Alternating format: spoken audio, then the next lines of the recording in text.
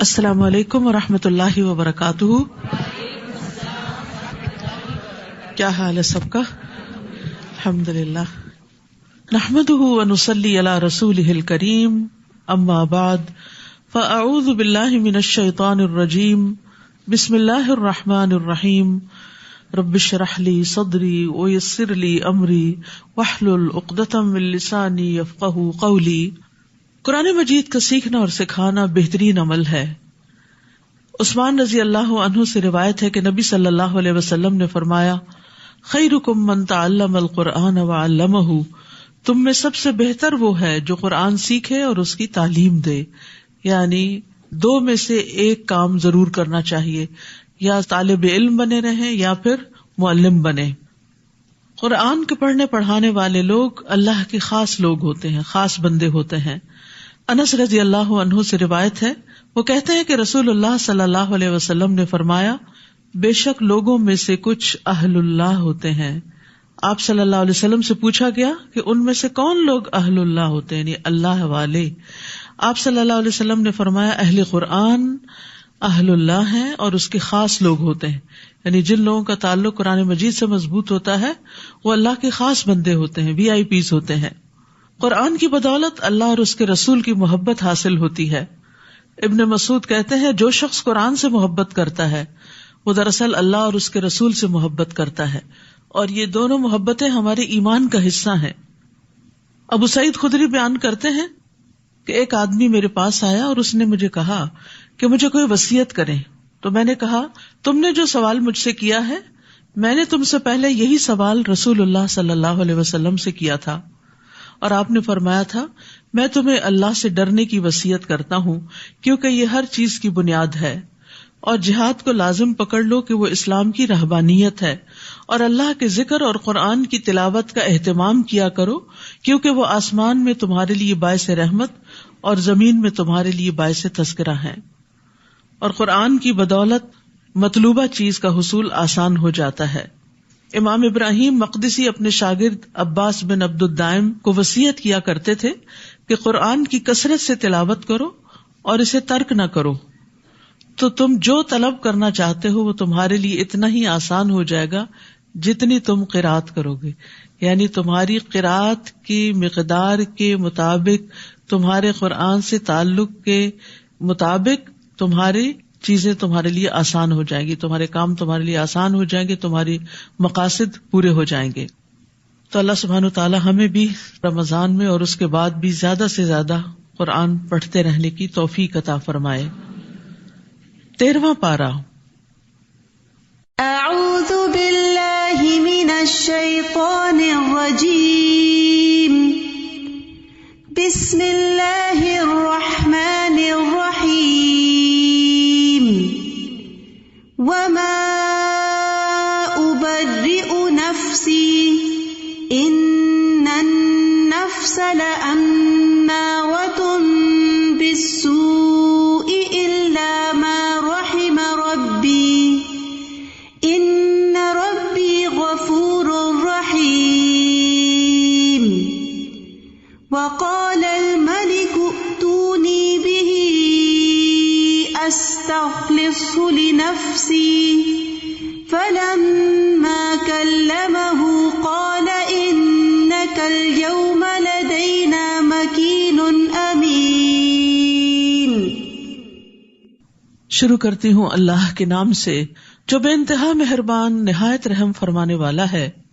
اور میں اپنے آپ کو پاک صاف نہیں کہتا کیونکہ نفس تو اکثر برائی پر اکساتا رہتا ہے، مگر جس پر میرے رب کی رحمت ہو.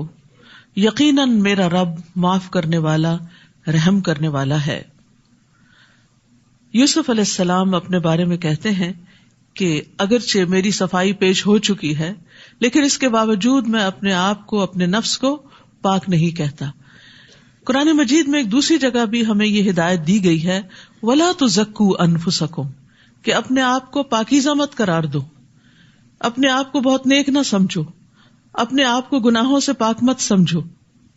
ہر انسان کسی نہ کسی درجے پر کہیں نہ کہیں کسی نہ کسی غلطی کا شکار ہو جاتا ہے، اور جو جتنا زیادہ تقویٰ رکھتا ہے، جو جتنا زیادہ اللہ کے قریب ہوتا ہے، اتنا ہی ڈرتا ہے، اور اس کو اتنی ہی زیادہ اپنی غلطیاں بھی نظر آتی ہیں، اور ان غلطیوں کی بنا پر ہی وہ اللہ سے ڈرتا ہے کہ میں نے اللہ کی عبادت کا حق ادا نہیں کیا اور بہت سی کوتاہیاں کی ہیں۔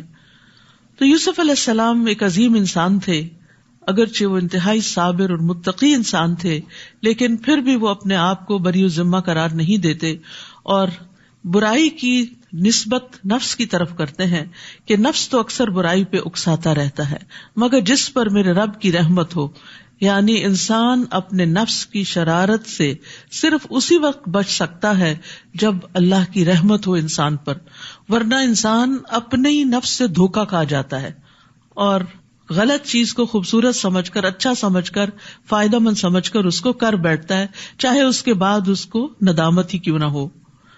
یقیناً میرا رب معاف کرنے والا، رحم کرنے والا ہے۔ عام طور پر نفس کی 3 اقسام بتائی جاتی ہیں۔ ایک نفس امارہ ہوتا ہے جو گناہوں کا حکم دیتا ہے یا ابھارتا ہے، جب انسان برائی کر بیٹھتا ہے تو پھر دوسرا نفس لوامہ ہوتا ہے جو اس برائی پر اس کو ملامت کرتا ہے، اور تیسرا نفس مطمئنہ ہوتا ہے کہ جب انسان توبہ کر لیتا ہے تو ہی نفس مطمئن ہوتا ہے، یا پھر خیر اور نیکی کے کام جو ہیں وہ انسان کے نفس کو نفس مطمئنہ بناتے ہیں۔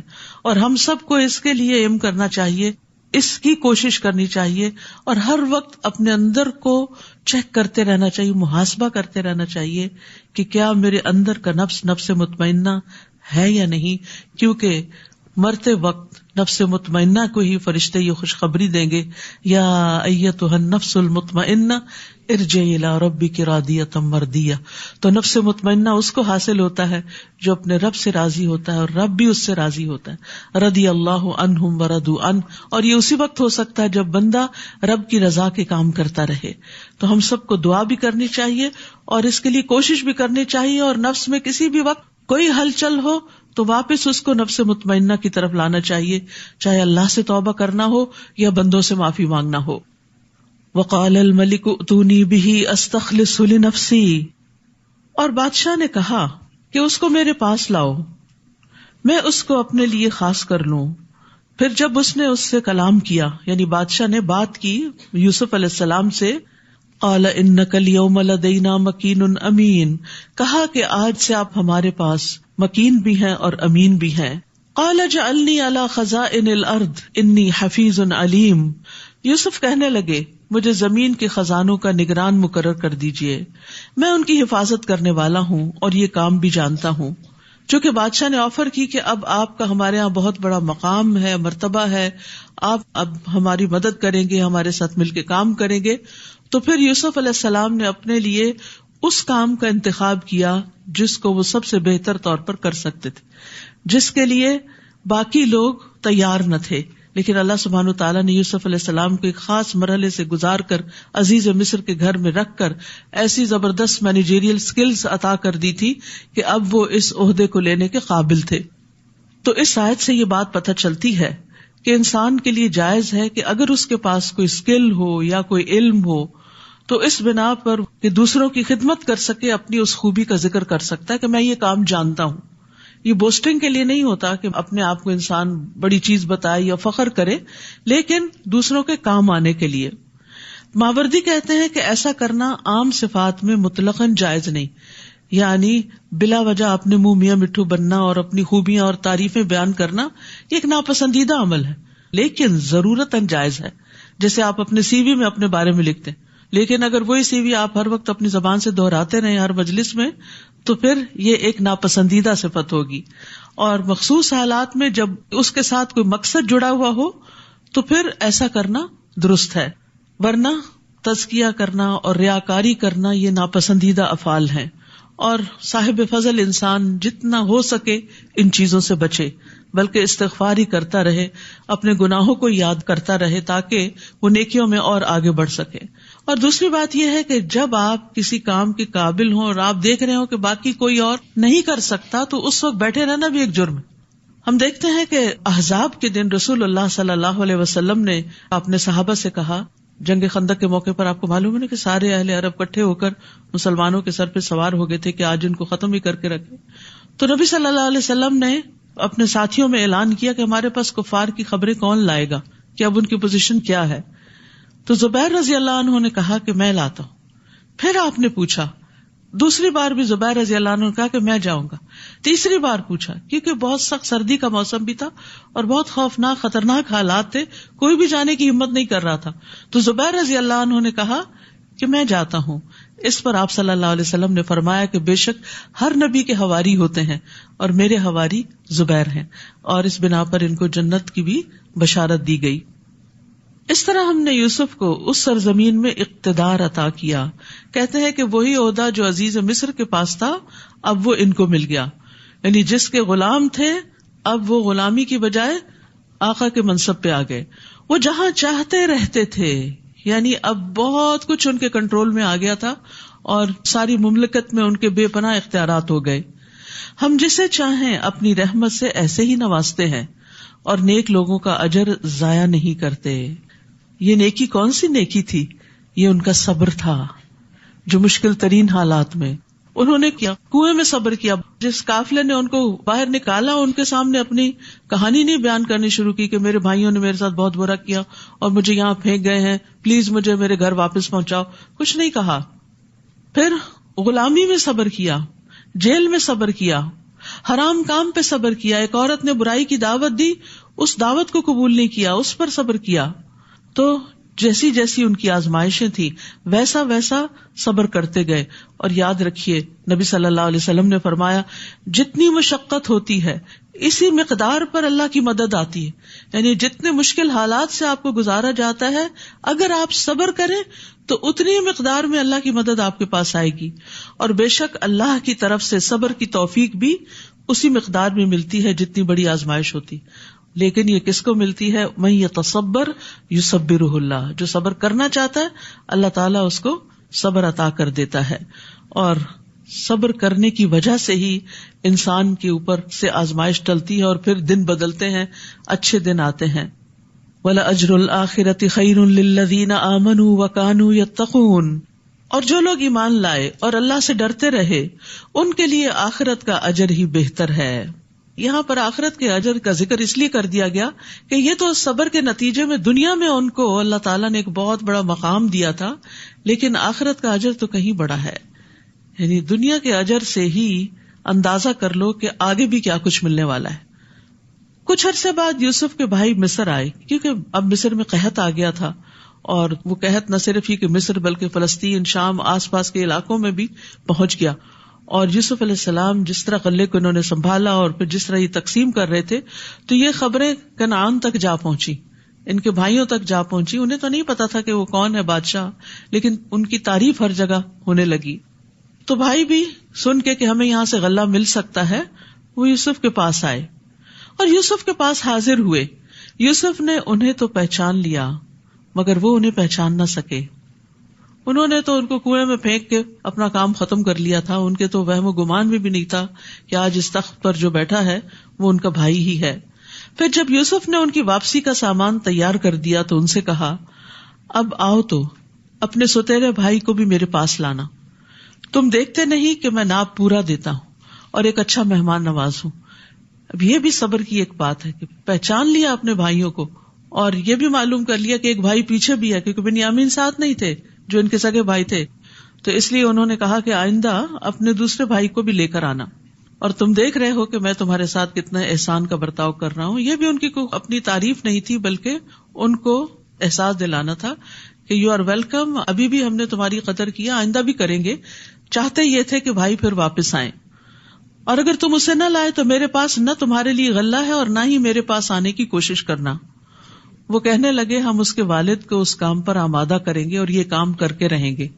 اور یوسف نے اپنے خادموں سے کہا کہ ان کی پونجی یعنی ان کے جو پیسے انہوں نے دیے ہیں غلے کے, ان کی خرجیوں میں ہی رکھ دو, سامان میں ہی رکھ دو, تاکہ جب وہ اپنے گھروں میں پہنچے تو اسے پہچان لیں اور شاید اس طرح وہ جلد دوبارہ یہاں آئیں. پھر جب وہ اپنے باپ کے ہاں پہنچے تو کہنے لگے, ابا جان آئندہ ہمیں غلہ دینے سے انکار کر دیا گیا ہے, لہٰذا ہمارے ساتھ ہمارے بھائی کو بھیج دے, اس طرح ہی ہمیں غلہ مل سکے گا. اور ہم یقیناً اس کی حفاظت کرنے والے ہیں، کیونکہ پہلے حفاظت نہیں کیے تھے یوسف علیہ السلام کی. تو انسان کے اندر جب گلٹ ہوتا ہے نا تو وہ پھر اس چیز کو بار بار دہراتا رہتا ہے. یعقوب نے کہا کیا میں تم پر ایسے ہی اعتبار کر لوں جیسے اس سے پیشتر اس کے بھائی کے بارے میں اعتبار کیا تھا؟ اللہ ہی بہتر محافظ ہے، نہیں مجھے تمہاری حفاظت پہ بھروسہ نہیں. فاللہ خیر حافظا وہو ارحم الراحمین، اور وہی سب سے زیادہ رحم کرنے والا ہے. یعنی یہ کلمات صرف یعقوب علیہ السلام کے لیے ہی نہیں تھے. جب کبھی آپ کو بھی کسی چیز کے کھو جانے کا، ضائع ہونے کا ڈر ہو تو اس وقت اسے اللہ کی حفاظت میں دے کے یہی جملہ دہرا دیں، فاللہ خیر حافظا وہو ارحم الراحمین.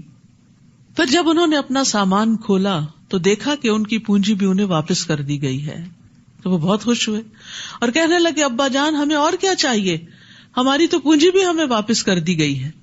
اب ہم جلدی اپنے گھر والوں کے لیے رسد لائیں گے اور اپنے بھائی کی حفاظت کریں گے، اور ایک بار شتر یعنی اونٹ بھر غلہ اور زیادہ لائیں گے. اور یہ اب کی بار غلہ لانا تو بالکل آسان ہے، یعنی اب تو ہماری ان سے دوستی ہو گئی ہے اور وہ ہم پہ بڑے مہربان ہیں اور ہم بہت آسانی سے زیادہ غلہ لانے کے قابل ہو گئے ہیں. یعقوب نے کہا جب تک تم مجھے اللہ کے نام پر پختہ عہد نہ دو گے کہ ہم اسے یقیناً آپ کے پاس لائیں گے، تب تک میں کبھی اسے تمہارے ساتھ روانہ نہ کروں گا. اب ادھر ان کا مفاد اٹک گیا تھا اور ادھر یعقوب علیہ السلام کو اپنی ریزرویشن تھی، الا یہ کہ تم سب بھی کہیں گھیرے میں لے لیے جاؤ تو اور بات ہے. پھر جب انہوں نے اس طرح پختہ عہد دے دیا، پرومس کیا، تو یعقوب کہنے لگے جو کچھ ہم قول و قرار کر رہے ہیں اللہ اس پر ضامن ہے، یعنی میرے اور تمہارے درمیان نہیں، اس کا گواہ اللہ ہے. اور یہ ایک حقیقت ہے، یاد رکھیے جب بھی ہم کسی بندے سے کوئی معاہدہ کرتے ہیں، کوئی وعدہ کرتے ہیں، تو اللہ اس کو دیکھ رہا ہوتا ہے. تو اگر کوئی شخص اس سے پھرتا ہے تو پھر اللہ سبحانہ وتعالیٰ اس کو پکڑنے والا ہے. تو اس لیے لوگوں سے وعدے کر کے، چاہے چھوٹی چیز کا وعدہ ہو یا بڑی چیز کا، اس سے پھرنا نہیں چاہیے. پھر کہنے لگے میرے بچوں، شہر میں ایک ہی دروازے سے نہیں بلکہ مختلف دروازوں سے داخل ہونا، تاہم میں اللہ کی مشیت سے تمہیں ذرہ برابر بھی نہیں بچا سکتا. حکم تو صرف اسی کا چلتا ہے، میں اسی پر بھروسہ کرتا ہوں، اور جسے بھی بھروسہ کرنا ہو اسی پر کرنا چاہیے. یعقوب علیہ السلام نے ایسا کیوں کہا تھا؟ کیونکہ انہیں یہ اندیشہ تھا کہ 11 بھائی اور جوان لڑکے، اور وہ بھی خوبصورت اور صحت مند، جب اکٹھے کہیں جائیں گے تو لوگ تعجب سے ان کو دیکھیں گے، اور جب کوئی تعجب سے کسی کو دیکھتا ہے تو حسد کے علاوہ تعجب کی نظر بھی لگ جاتی ہے. یعنی جب انسان کسی چیز کو واو کہہ کے دیکھتے ہیں، واو یعنی حیران پریشان ہو جاتا ہے، تو بعض اوقات ایسی نظر بھی نقصان دیتی ہے. تو اس آیت سے علماء یہ کہتے ہیں کہ اس میں نظر بد سے بچنے کی دلیل ہے، اور نظر بد کا لگنا برحق ہے. یہ قرطبی نے کہا ہے. نبی صلی اللہ علیہ وسلم نے بھی فرمایا کہ نظر لگنا برحق ہے، اور آپ صلی اللہ علیہ وسلم نے یہ بھی فرمایا کہ نظر بد آدمی کو قبر میں اور اونٹ کو ہانڈی میں داخل کر دیتی ہے. ابو ذر سے یہ بھی روایت ہے کہ رسول اللہ صلی اللہ علیہ وسلم نے فرمایا بے شک نظر بد آدمی کو اللہ کے حکم سے دیوانہ کر دیتی. یعنی بعض اوقات کسی چیز پر، کسی بات پر ایسی کسی کی نظر لگتی ہے کہ انسان بالکل پاگلوں جیسی حرکتیں کرنے لگتا ہے.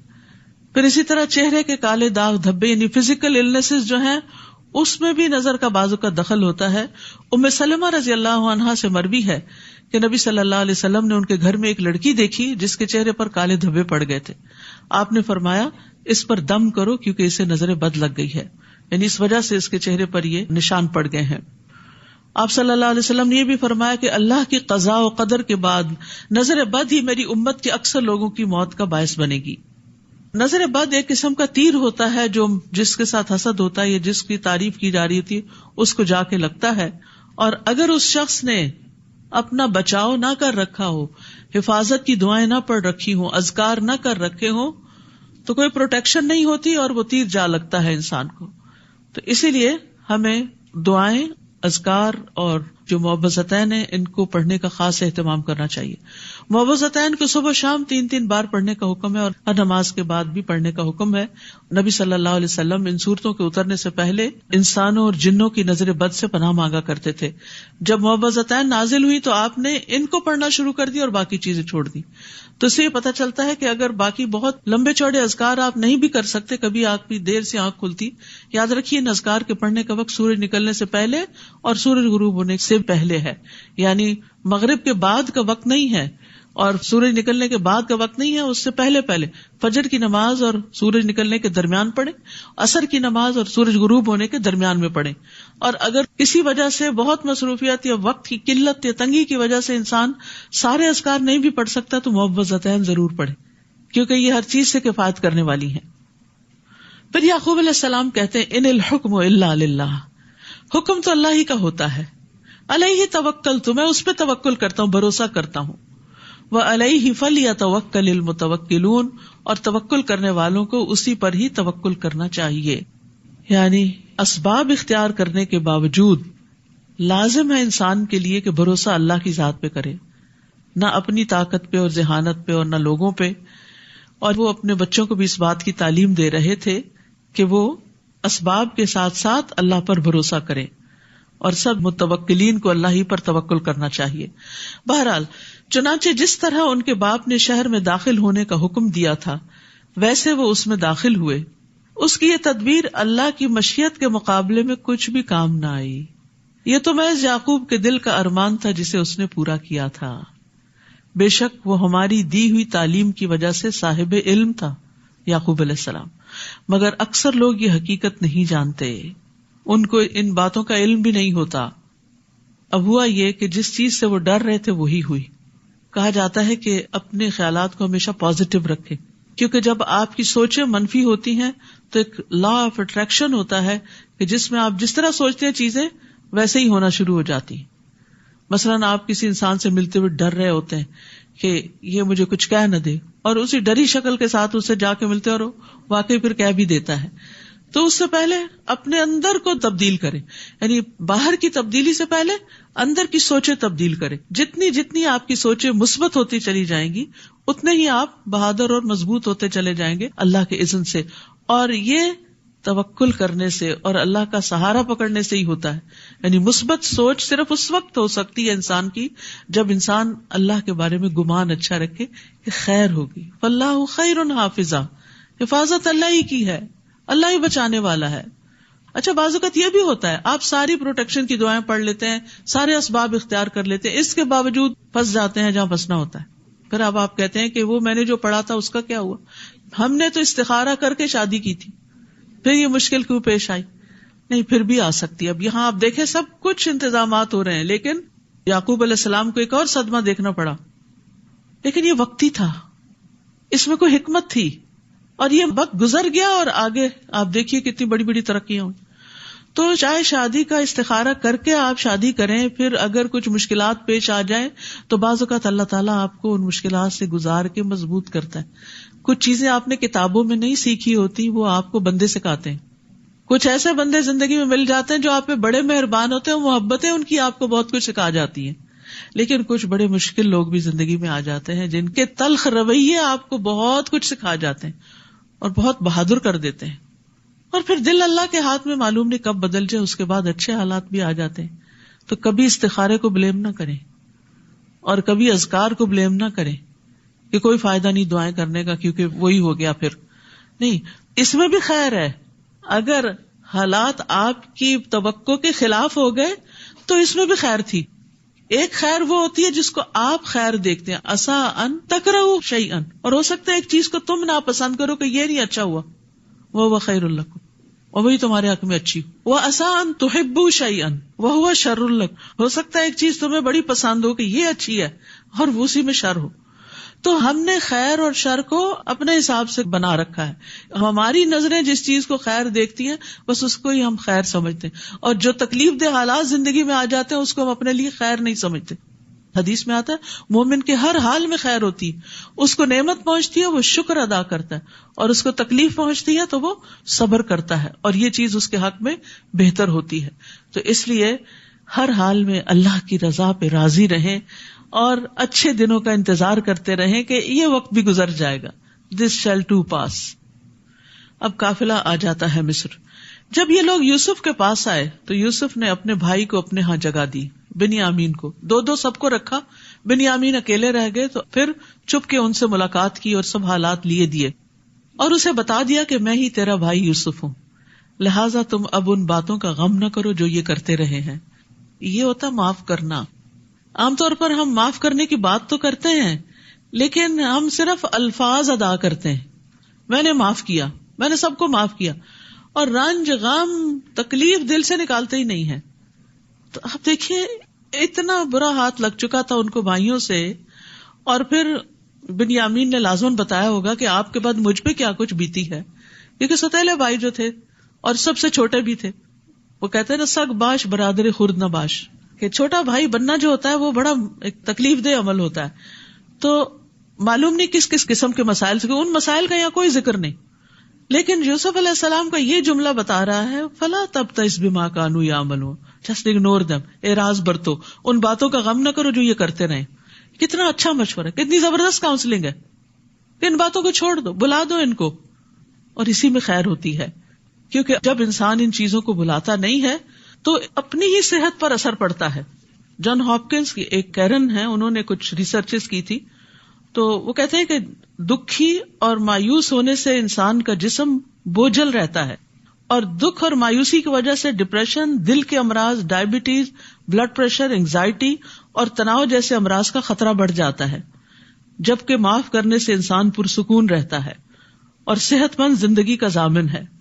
ان کے خیال میں معاف کرنا صرف الفاظ کہنا نہیں بلکہ یہ ایک اصلاحی عمل ہے جس میں انسان ایک شعوری فیصلہ کرتا ہے کہ اسے دوسرے کو معاف کرنا ہے، یعنی ایک پراپر ڈیسیژن بناتا ہے کہ میں نے اس چیز کو نکال دینا اپنے دل سے، اور یہ منفی سوچیں دل سے نکالی. معاف کرنا کیا ہے؟ نیگیٹو تھنکنگ اپنے اندر سے نکال باہر پھینکنا. جیسے ہی آپ اپنے اندر سے غصہ، نفرت اور دشمنی نکالتے ہیں، آپ کے دل میں دوسرے کے لیے ہمدردی، محبت اور پیار کے جذبات جنم لینے لگتے ہیں، اور آپ کے دل بھی نرم ہو جاتے ہیں، خاص طور پر اس کے بارے میں جس نے آپ کو اذیت دی ہوتی. اور ایک کہاوت ہے کہ معاف کرنے سے ماضی تو نہیں بدلتا مگر مستقبل خوبصورت ہو جاتا ہے. تو اپنے ہی خوبصورت مستقبل کے لیے انسان اپنی منفی سوچوں کو، جن کو ہر وقت وہ اندر پروسیس کرتا رہتا ہے، ان کو نکال باہر کرے اور اس کی جگہ بہتر چیز ذہن میں لائے.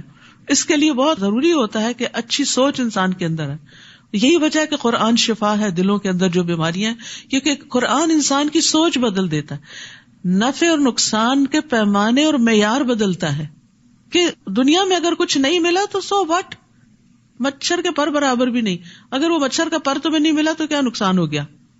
کبھی مچھر مر جاتا ہے اور اس کا پر گر جاتا ہے تو آپ اس کے پیچھے تھوڑی بھاگتے ہیں. تو دنیا میں کبھی انسانوں کی طرف سے، کبھی مالی اعتبار سے، کبھی اولاد کی طرف سے کوئی نہ کوئی پریشانی انسان کو آتی رہتی، لیکن اس کو مچھر کا پر ہی سمجھیں اور اس کو اڑا دیں، ہٹا دیں اپنے آپ سے، اور آخرت پر فوکس کریں.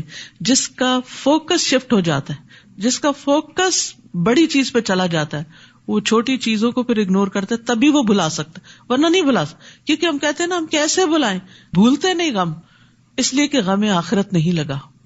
غم آخرت لگ جائے، وہاں کی فکر لگ جائے تو یہاں کے بہت سے غم ختم نہ بھی ہوں تو کم از کم ضرور ہو جائیں گے.